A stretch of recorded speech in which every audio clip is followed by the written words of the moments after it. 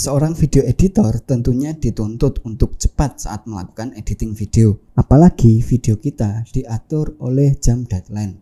Maka dari itu, ini ada beberapa tip and trick agar kita lebih cepat untuk melakukan editing video.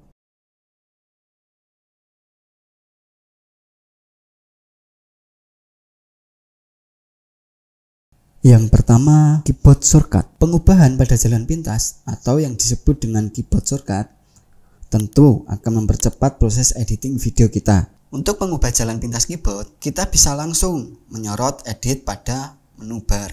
Lalu, pilih keyboard custom. Nah, di sini kita bisa merubah nih keyboard shortcut sesuai yang kita inginkan.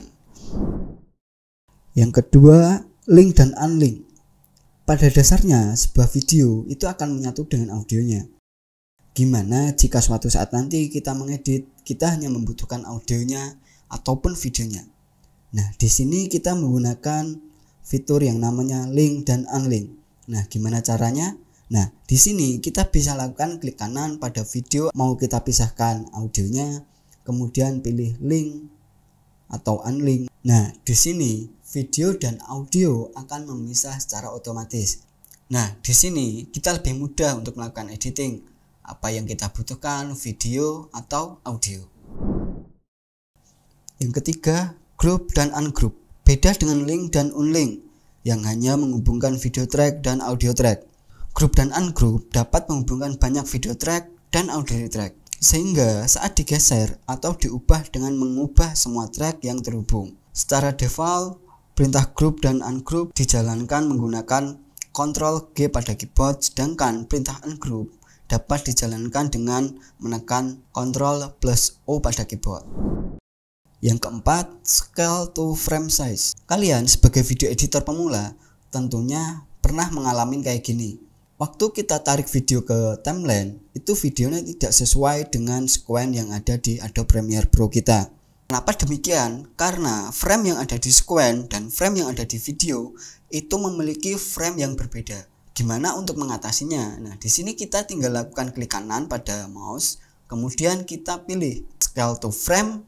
Nah, di sini video sudah menyesuaikan dengan frame yang kita buat di Adobe Premiere Pro. Yang kelima yaitu efek. Sebagai seorang editor pemula, kalian pasti pernah mengalami satu video dan video selanjutnya itu kurang enak dipandang. Nah, di sini kita bisa mengatasinya dengan menggunakan efek transisi. Kita masuk ke panel efek di Adobe Premiere Pro, kita pilih video transition. Nah, di sini ada beberapa efek transisi yang sudah disediakan oleh Adobe Premiere Pro. Kita tinggal menyesuaikan saja. Mau pakai efek transisi deep to black ataupun deep to white. Yang keenam, denoise. Pada editing video, kalian pasti pernah mengalami audionya tidak terdengar jelas atau yang disebut dengan noise. Nah, di sini kita bisa menghilangkan noise tersebut dengan efek denoise. Nah, kita tinggal masuk ke panel efek, cari efek denoise pada efek audio, kemudian tarik efek ke audio yang ingin kita hilangkan noise-nya. Nah, di sini kita sesuaikan noise yang ada di audio kita. Semakin besar kita menaikkan volume ini, maka noise-nya akan semakin hilang. Namun demikian, audionya juga agak terdengar tidak jelas. Nah, semakin kita turunkan, maka noise-nya akan semakin besar. Nah, di sini kita menyesuaikan dengan audio yang kita edit.